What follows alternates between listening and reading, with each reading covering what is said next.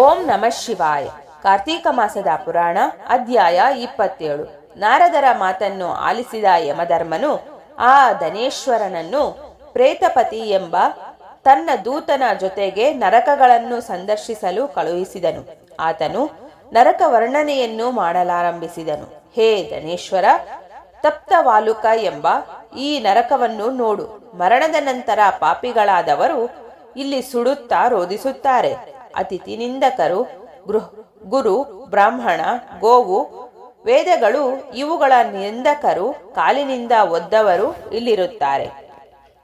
ಅಂಧತಾ ಮಿಶ್ರವೆಂಬ ನರಕದಲ್ಲಿ ಸೂಜಿಯ ಮೊನೆಯಂತೆ ಮುಖವುಳ್ಳ ಕ್ರೂರ ಪುರುಷರು ಇರುತ್ತಾರೆ. ಇವರು ಪಾಪಿಗಳನ್ನು ಕುಕ್ಕುತ್ತಾರೆ. ಕಾಗೆ, ಹದ್ದು, ನಾಯಿ ಮೊದಲಾದವುಗಳು ಇವರನ್ನು ಪೀಡಿಸುತ್ತವೆ. ಇತರರ ರಹಸ್ಯವನ್ನು ಬಯಲು ಮಾಡುವವರು ಈ ನರಕಕ್ಕೆ ಹೋಗುತ್ತಾರೆ. ಮೂರನೆಯದಾದ ನರಕವು ಕ್ರಕಚ ಎನಿಸಿದೆ. ಇಲ್ಲಿ ಪಾಪಿಗಳನ್ನು ಗರಗಸದಿಂದ ಕೊಯ್ಯುತ್ತಾರೆ. ನಾಲ್ಕನೆಯದು ಹಸಿಪತ್ರವೆಂಬುದಾಗಿದೆ. ಇಲ್ಲಿನ ದಾರಿಯಲ್ಲಿ ಮೊಣಚಾದ ಕತ್ತಿಗಳು ನಿಂತಿರುತ್ತವೆ. ಹೇಗೆ ತಪ್ಪಿಸಿಕೊಳ್ಳಲು ಪ್ರಯತ್ನ ಮಾಡಿದರೂ ಅದು ಪಾಪಿಗಳಿಗೆ ಸಾಧ್ಯವಾಗಲಾರದು. ಕೂಟಶಾಲ್ಮಳಿ ಎಂಬ ನರಕದಲ್ಲಿ 16 ಬಗೆಯಿಂದ ಪಾಪಿಗಳನ್ನು ಶಿಕ್ಷಿಸುತ್ತಾರೆ. ಪರಸ್ತ್ರೀಹರಣ, ಪರದ್ರವ್ಯಹರಣ, ಪರರಿಗೆ ಅಪಕಾರ ಮಾಡಿದವರು ಇಲ್ಲಿ ನರಳಬೇಕಾಗುತ್ತದೆ. ರಕ್ತಪೂಯ ಎಂಬ ನರಕದಲ್ಲಿ ಪಾಪಿಗಳಿಗೆ ತಲೆ ಕೆಳಗಾಗಿ ನೇತು ಹಾಕಿ ಯಮದೂತರು ಹಿಂಸೆ ಕೊಡುತ್ತಾರೆ. ದೈವನಿಂದಕರು, ಕುಲಾಚಾರಹೀನರು, ಚಾಡಿಕೋರರು ಈ ನರಕಕ್ಕೆ ಹೋಗಬೇಕಾಗುತ್ತದೆ. ಕುಂಭೀಪಾಕವೆನ್ನುವುದು ಅತಿ ಘೋರವಾದ ನರಕವಾಗಿದೆ. ಇಲ್ಲಿ ದುರ್ಗಂಧಮಯವಾದ ವಾತಾವರಣದಲ್ಲಿ ಅತಿಯಾದ ಪಾಪ ಮಾಡಿದವರು ರೋಧಿಸುತ್ತಾ ಶಿಕ್ಷೆಯನ್ನು ಅನುಭವಿಸುತ್ತಾರೆ. ರೌರವ ಎಂಬುದು 8ನೆಯ ಬಗೆಯ ನರಕವಾಗಿದೆ. ಇದು ಬಹು ದೀರ್ಘಕಾಲ ಅನುಭವಿಸಬೇಕಾದ ನರಕ ಸ್ಥಾನವಾಗಿದೆ. ಕೆಲವು ಪಾಪಗಳು ನಮಗಂಟಿಕೊಳ್ಳುತ್ತವೆ, ಕೆಲವನ್ನು ನಾವೇ ಮಾಡುತ್ತೇವೆ.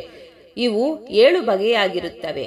ಅಪಕೀರ್ತಿ, ಪಾಂತೇಯ, ಮಲಿನೀಕರಣ, ಜಾತಿಭ್ರಷ್ಟತೆ, ಉಪವೀತಕ, ಅತಿಪಾತಕ, ಮಹಾಪಾತಕ ಇವೇ ಆ ನರಕಗಳು. ಇವನ್ನು ಕ್ರಮವಾಗಿ ಪಾಪಿಗಳು ಅನುಭವಿಸುತ್ತಾರೆ. ಹೇ ಧನೇಶ್ವರ, ನೀನು ಈ ನರಕಗಳನ್ನು ಅನುಭವಿಸಬೇಕಾಗಿತ್ತು. ಆದರೆ ಸತ್ಸಂಗದ ಫಲವಾಗಿ ಅದು ನಿನಗೆ ತಪ್ಪಿ ಹೋಗಿ ಕೇವಲ ನರಕ ದರ್ಶನ ಮಾತ್ರ ಆಯಿತು.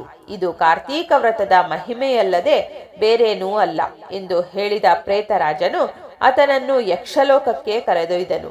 ಅಲ್ಲಿ ಆತನು ಯಕ್ಷ ರೂಪವನ್ನು ಹೊಂದಿ ಕುಬೇರನಿಗೆ ಆಪ್ತನಾಗಿ ಧನಯಕ್ಷ ಎನಿಸಿದನು. ವಿಶ್ವಾಮಿತ್ರನು ಅಯೋಧ್ಯದಲ್ಲಿ ನಿರ್ಮಿಸಿದ ಧನಯಕ್ಷ ತೀರ್ಥವು ಈತನ ಹೆಸರಿನಲ್ಲೇ ಆಗಿದೆ.